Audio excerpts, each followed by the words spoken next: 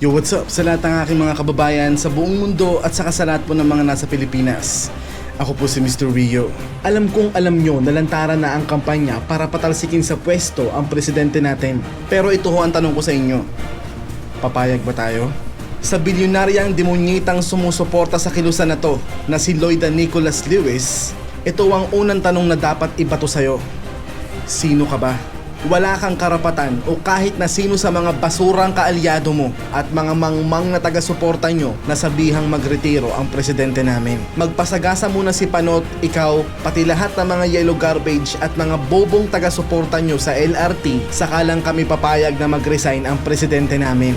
Ang may karapatan lang na magpa-resign sa kanya ay yung mga taong sumuporta at naghalal sa kanya na maging siyang presidente. Gets nyo? Sa mga taong ayaw sa panunungkulan ng presidente namin, lumayas kayo ng Pilipinas. Humingi ho kayo ng tulong sa gurang na to para sa Amerika na lang kayo. Ewan ko lang kung tulungan kayo ng gurang na to. At kahit i-Google o i-Wikipedia pa ang buhay mo, wala kang nagawang mabuti sa bayan ko.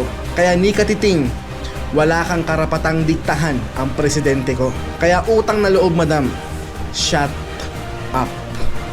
Alam nyo ba kung ba't nakikialam ang matanda na to? Ito kasi ang diskarte ng mga bilyonaryong katulad niya. Popondohan nila ang partidong kaalyado nila na gustong sirain ng gobyernong kalaban nila. At gagastos sila ng bilyones na halaga para magbayad ng mga taong magrarally para sa kanila. At para bayaran ng mga mainstream media na baluktutin ng mga balita para lumikha ng mga black propaganda para masira ang imahe ng presidenteng kalaban nila. At pag nagtagumpay na sila, sa kaban ng bayan nila kukunin ang ipambabayad nila sa ginastos ng mga bilyonaryong tumulong sa kanila. At malamang di lang tubo ang habol nila, malamang pati pwesto sa gobyerno pa. Di ba, Madam Lewis? Sinabihan yung diktador sina former President Marcos at President Duterte. Pero sino ang lumalabas ngayon na diktador? Di ba kayo?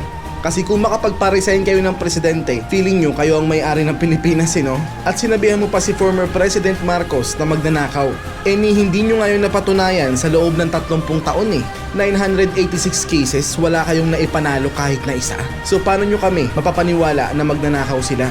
Baka ako kayo ang magnanakaw. Di ba ang gusto ng mga amo nyo ay mapasa kanila ang yaman ng mga Marcos? So ang dapat hong tawag sa inyo ay matakaw sa yaman at sa kapangyarihan. Kaya nga nasa kupunan kayo ng mga oppressor, magnanakaw at mga puppet, diba?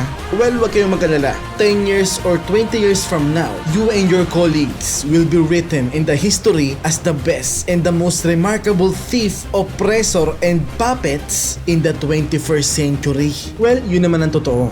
Pero pag kayo ang nagtagumpay sa laban na to, kayo sigurado ang bida sa history na isusulat nyo, na ipapabasa nyo sa mga darating pang mga henerasyon para magmukha kayong mga anghel at mga bayani sa mga paningin ng mga makakabasa ng history na isusulat nyo. At siguradong panay kasinungalingan ng isusulat nyo, mapagtakpan lang ang katotohanan, wala kayong mga kwentang nilalang sa mundong ito. Kasi nga, mga literal na basura lang kayo.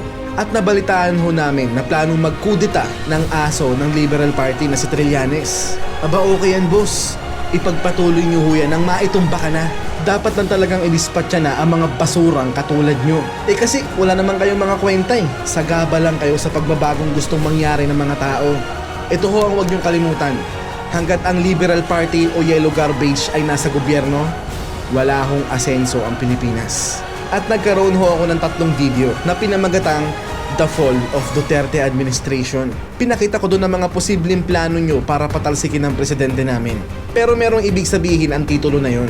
The Fall of Duterte Administration will trigger the new revolution and the civil war between the Philippines and Manila. Sisiguraduhin ng Diyos na ang pagpapabagsak nyo sa instrumento niya ay ang tuluyang pagkawasak nyo rin. Kaya mag-isip kayo ng 1,000,000 beses bago nyo gawin ang mga kalokohan nyo. Dahil pag ginawa nyo yan, yun na rin ang last chapter ng mga maliligayang araw nyo. Alalahanin nyo, buong Pilipinas at lahat ng mga OFW sa buong mundo ang makakalaban nyo pag ginalaw nyo ang presidente namin. Ipapaalala ko ulit sa inyo, Manila lang kayo. Dito nyo makikita ang super people power na hindi nyo pa nakikita sa buong buhay nyo. Alam kong hindi Pilipinas sa mga pinapakita kong video sa inyo, pero ito ho ang mangyayari o mas malala pa pag pinagpilitan nyong patalsikin sa pwesto ang presidente namin. Yung dapat na mangyari nung eleksyon kung nagkadayaan ay mangyayari ngayon pag pinagpatuloy nyo yung mga kalokohan nyo.